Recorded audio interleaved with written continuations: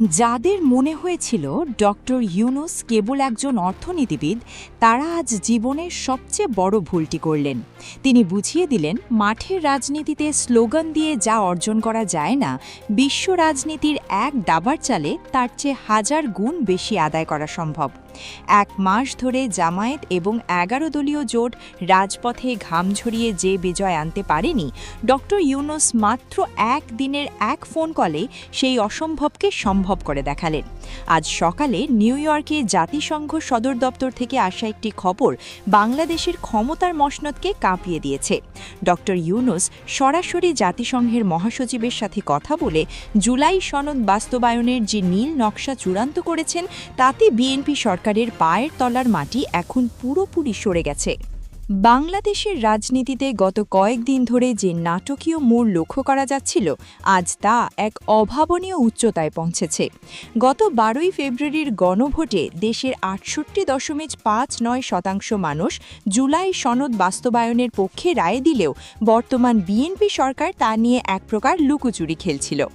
আইনি জটিলতা আর হাইকোর্টের রুলের অজুহাতে জনরায়ের এই বিশাল ম্যান্ডেটকে যখন ধাপাচাপা দেওয়ার চেষ্টা চলছিল, ঠিক তখনই আন্তর্জাতিক ময়দান থেকে মাস্টার স্ট্রোক দিলেন ডক্টর ইউনূস। ডক্টর ইউনূস অত্যন্ত সাহসিকতার সাথে তুলে ধরেছেন যে বাংলাদেশের কোটি কোটি মানুষ জুলাই সনদ বাস্তবায়নের অপেক্ষায় থাকলেও সরকার কৌশলে তা এড়িয়ে যাচ্ছে। বিশ্ব নেতা হিসেবে তার এই আহ্বানে সাড়া দিয়ে জাতিসংঘের মহাসচিব যে আশ্বাস দিয়েছেন, তা এখন বর্তমান সরকারের জন্য বড় ধরনের মাথা ব্যথা হয়ে দাঁড়িয়েছে।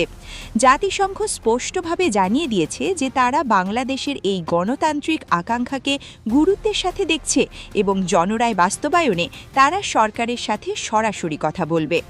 ডক্টর ইউনূসের এই দুতিয়ালির খবর যখন জামায়াত আমির ডক্টর শফিকুর রহমানের কানে পৌঁছায়, তখন রাজনৈতিক মহলে এক নতুন মেরুকরণ তৈরি হয়। গত এক মাস ধরে জামায়াত এবং 11 দলীয় জোট আপ্রাণ চেষ্টা করেও যা অর্জন করতে পারেনি, ডক্টর ইউনূস তা এক ফোন কলেই করে দেখিয়েছেন। গত 17 ফেব্রুয়ারি শপথ গ্রহণের পর থেকে জামায়াতের 77 জন সাংসদ সদস্য সংবিধান সংস্কার পরিষদের পক্ষে অনড় ছিলেন। তবুও বিএনপি সরকার যেন কিছুই কানে তুলছিল না। 20 ফেব্রুয়ারি সংবাদ সম্মেলন থেকে শুরু করে 5ই মার্চের আলটিমেটাম সবই বিফলে যাচ্ছিল। এমনকি গত 12ই মার্চ সংসদে বিরোধী দলীয় নেতার প্রশ্নের জবাবে স্বরাষ্ট্রমন্ত্রী সালাহুদ্দিন যখন কড়া ভাষায় সব দাবি প্রত্যাখ্যান করেন, তখন সাধারণ মানুষের মনে হচ্ছিল জুলাই সনদ হয়তো আর আলোর মুখ দেখবে না।